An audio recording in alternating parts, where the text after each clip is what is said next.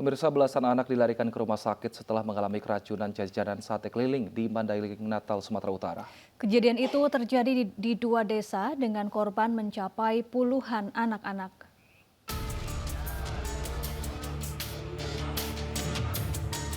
14 orang anak dan 1 orang dewasa harus dilarikan ke RSUD Panyabungan, Mandailing Natal, Sumatera Utara setelah mengalami keracunan usai menyantap jajanan sate keliling di Desa Runding, Kecamatan Panyabungan Barat, Mandailing Natal, Sumatera Utara. Hampir semua korban mengalami mual, muntah serta diare selang 3 jam usai menyantap sate keliling. Mungkin gara-gara makanan dong ya. Iya. Jadi gejalanya tadi seperti apa? Mual, muntah gitu. Kalau di jalan enggak, di rumah hanya yang muntah-muntah kan. Kalau di jalan udah ini enggak muntah-muntah lagi. Jadi kondisinya sekarang Bang sudah mulai membaik ya? Iya. Polisi telah mengamankan pedagang sate dan membawa sampel sate untuk diuji di laboratorium guna memastikan asal-muasal penyebab keracunan massal ini. Untuk sementara ini korban yang sudah di rumah sakit ada sekitar 14 orang dan rencana kita dari pihak kepolisian kita akan mengambil sampel ya daripada sate tersebut termasuk juga mungkin penjual daripada sate tersebut. Dalam waktu hampir bersamaan, kasus keracunan massal akibat jajanan sate keliling ini terjadi di 2 desa. Sebelumnya, sebanyak 21 warga desa Tandikek, Kecamatan Ranto Baik juga mengalami keracunan akibat sate keliling. Para korbannya juga mayoritas anak-anak. Dari Mandailing Natal, Sumatera Utara, Ahmad Hussein Lubis, iNews melaporkan. Pemirsa, banjir di Kabupaten Kota Waringin Barat, Kalimantan Tengah belum surut. Meski sudah tidak turun hujan, namun ketinggian air masih tinggi di sejumlah kecamatan.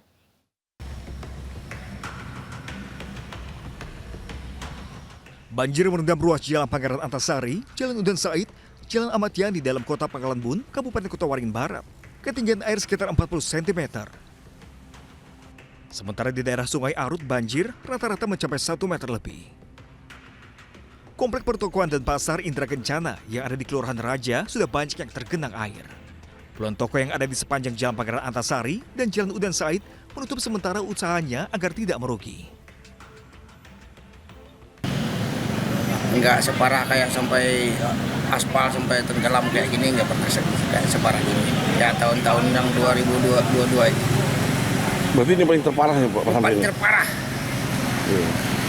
Kalau rumah Anda sendiri tenggelam ya? Tenggelam.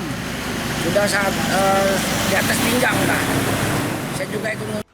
Berdasarkan data BPBD, banjir di Kabupaten Kota Waringin Barat terjadi di 5 kecamatan. Total korban banjir mencapai 29.000 jiwa lebih. Sementara hanya 40% saja yang mau mengungsi. Selebihnya tetap bertahan di rumahnya masing-masing sambil menunggu bantuan datang. Dari Pangkalan Bun, Kabupaten Kota Waringin Barat, Kalimantan Tengah, Sigit Zakuan Pamungkas, iNews melaporkan. Pemirsa, sebuah video viral di media sosial menunjukkan seorang anak dan balita dirantai pada sebuah rumah di Kabupaten Tabanan, Bali. Ironisnya, 2 orang anak ini diikat oleh orang tua kandungnya. Peristiwa ini diketahui oleh warga sekitar yang kemudian dilaporkan ke polisi lantaran 2 orang anak ini teriak-teriak karena tempat mereka diikat mati lampu. 2 orang anak yang diikat pada kusen jendela rumah menggunakan rantai ini berusia 6 tahun dan yang paling kecil berusia 3 tahun. Kedua bocah malang ini dibiarkan dalam rumah kosong dan mati lampu dengan terikat rantai pada bagian leher dan juga kaki. 2 anak ini diikat oleh orang tua kandungnya yang berinisial UDW berusia 40 tahun yang berlokasi di Jalan Walet nomor 2 di Banjargerang, Desa Dajan Peken, Kabupaten Tabanan, Bali, yang merupakan rumah kekasihnya.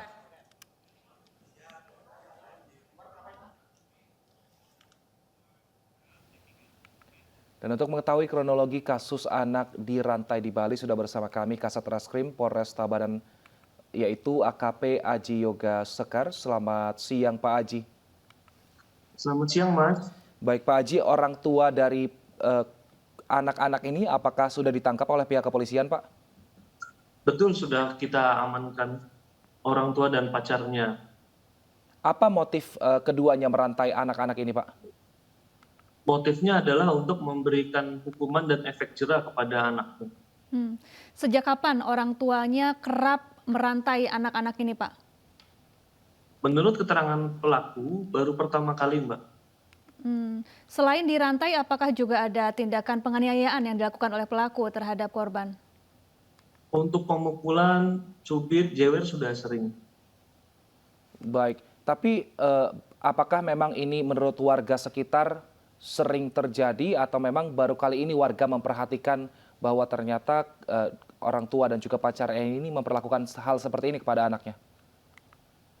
Untuk dirantai ini, menurut keterangan saksi baru pertama kali. Tapi kalau dari warga sekitar tidak mengetahui sama sekali ya Pak mengenai kejadian ini? Betul, tidak pernah mengetahui untuk masalah dirantai ini. Ya, kedua anak ini dirantai di rumah kekasih orang tuanya, Pak. Betul, Pak? Betul, pada saat kita dapat informasi, kita lihat bahwa ini rumah adalah rumah pacarnya ibu kandung korban. Kalau ayah korban ini kemana, Pak? Ayahnya sudah berpisah dengan ibunya sejak lama. Baik, lantas saat ini kedua korban ini apakah dirawat oleh ibunya atau diserahkan kepada pihak yang berwenang seperti itu?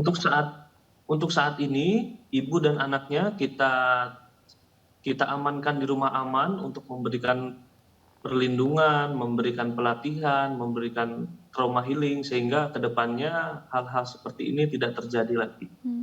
Bagaimana dengan kondisi korban, Pak? Kondisi korban saat ini sudah didampingi tim psikolog dan kondisinya sudah berangsur-angsur membaik. Baik, tapi kalau kesehatannya apakah mungkin ada malnutrisi atau mungkin memang tidak ada, sehat-sehat saja seperti itu Pak? Untuk saat ini kondisinya masih kita periksakan kepada tim dokter, namun kita masih menunggu hasilnya. Apakah polisi sudah melakukan pemeriksaan psikologis pelaku, Pak? Saat ini kami bekerjasama dengan tim psikolog dan tim psikiater Polda Bali, penanganan kasus ini saat ini masih dalam proses pendalaman.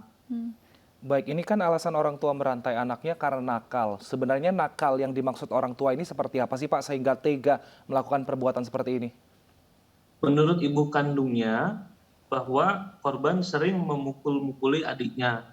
Kemudian terakhir pada saat hari Sabtu itu korban ditemukan oleh ibunya sedang merobek kasurnya menggunakan pisau. Maka sang ibu marah dan spontan merantai kedua anak tersebut. Jadi korban ini dirantai di rumah kekasihnya dalam kondisi gelap, lampu mati, dan tidak ada orang dewasa sama sekali, begitu Pak? Betul, pada saat ditinggalkan rumah dalam keadaan menyala, namun pada saat malam hari listrik konset, kemudian anak-anak teriak-teriak sehingga saksi mendengar. Setelah mendengar peristiwa itu, saksi melaporkan kepada Polri dan kita langsung turun ke TKP membantu melepaskan rantai tersebut. Berapa lama biasanya anak-anak ini ditinggalkan seorang diri di dalam rumah oleh pelaku? Untuk yang terakhir sekitar 4 jam. Baik. Dalam 4 jam itu berarti apakah sebelumnya memang mereka sudah dikasih makan atau memang ada dititipkan seperti itu atau hanya memang dikurung saja di rumah Pak? Pada saat itu tidak ada makanan sehingga pada saat kita menemukan kita langsung memberikan makan kemudian melepaskan rantai tersebut. Apakah pelaku ini dalam pengaruh minuman keras atau mungkin narkotika Pak? Sudah kita tes namun hasilnya negatif. Jadi pada saat itu pelaku dalam keadaan sadar. Baik, artinya kalau seperti itu saat ini korban nanti hak asuhnya seperti apa Pak? Apakah akan diberikan kepada orang tua kandung yang tidak terlibat dalam peristiwa ini atau ke siapa nanti dikasih? Saat ini kita sudah berkoordinasi dengan dinas terkait dan kementerian juga. Kami juga masih menghubungi keluarga terdekatnya di Kalimantan. Namun itu semua kita berikan kepada hasil dari tes-tes yang dilakukan oleh dinas-dinas terkait. Baik, terima kasih AKP Aji, Kasat Reskrim dari Polres Tabanan telah bergabung bersama kami. Sehat selalu Bapak. Ya pemirsa, warga Kebayoran Lama Jakarta Selatan tidak panik adanya larangan konsumsi obat sirup karena di wilayahnya ini ditanami apotek hidup. Informasinya usai jeda, tetaplah di iNews Siang.